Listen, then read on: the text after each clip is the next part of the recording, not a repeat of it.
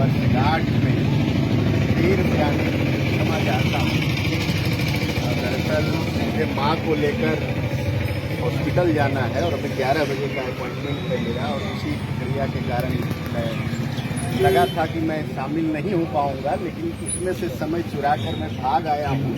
इससे आप अंदाज़ा लगा सकते हैं कि पुलिया प्रसंग की लोकप्रियता किस रूप में है लोगों के भीतर। तो सबसे पहले सर को मैं ढेर सारी बधाई और शुभकामनाएं देता हूँ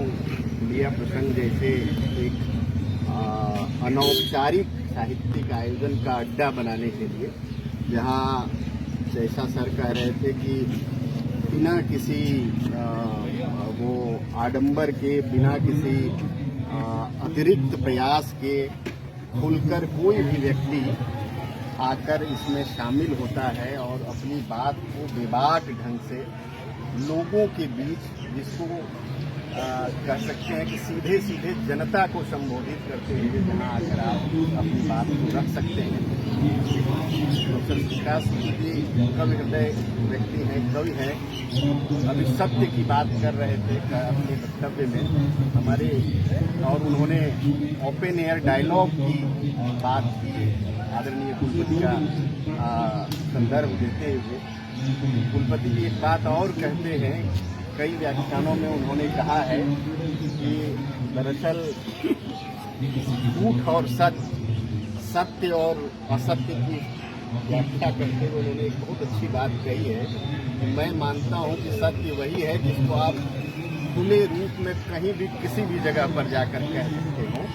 और असत्य वही है जिसको आपको कहीं बंद कमरे की जरूरत होने लगे, कहीं कानाफूसी करने की जरूरत समझे तो समझ जाइए कि वो ठीक नहीं है समाज के लिए। एक ऐसा मंच है, एक ऐसी जगह है जहां आप खुले रूप में अपनी बात कहते हैं मुक्त होकर। ये बताता है, ये दर्शाता है कि यह मंच कितना सत्यवादी,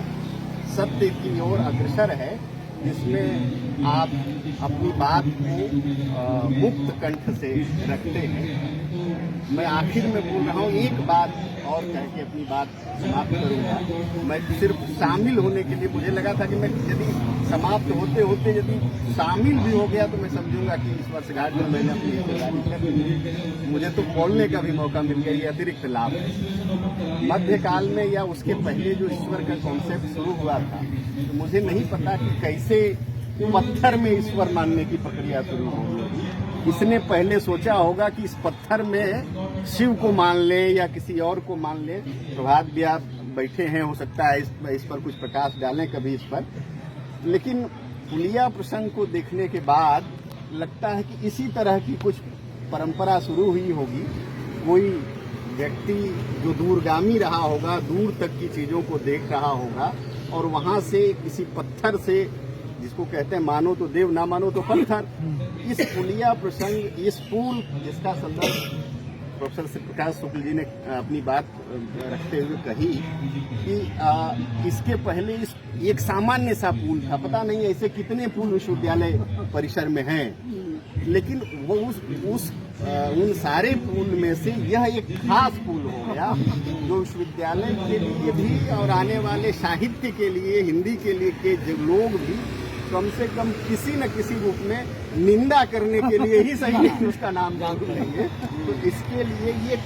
ये सारी चीजें आपकी तभी हो सकती हैं जब आप बिना किसी स्वार्थ के और रचनात्मक वृत्ति से उन्मुख होकर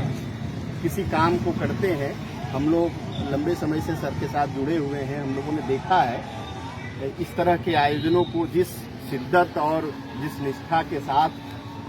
सर अमली जामा देते रहे हैं, उसका करते रहे हैं। मैं उम्मीद करूंगा कि आने वाले दिनों में इस तरह की सृजनात्मकता हमारे बीच में सर होते रहेंगे, और फिर से एक बार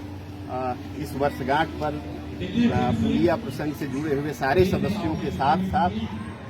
कवि, हमारे समय के महत्वपूर्ण कवि प्रोफेसर श्री प्रकाश शुक्ल जी को बधाई देता हूँ और शुभकामनाएं देता हूँ कि वो ऐसे आयोजनों में भी हम लोगों को शिरकत करने का मौका देते हैं। बहुत बहुत धन्यवाद।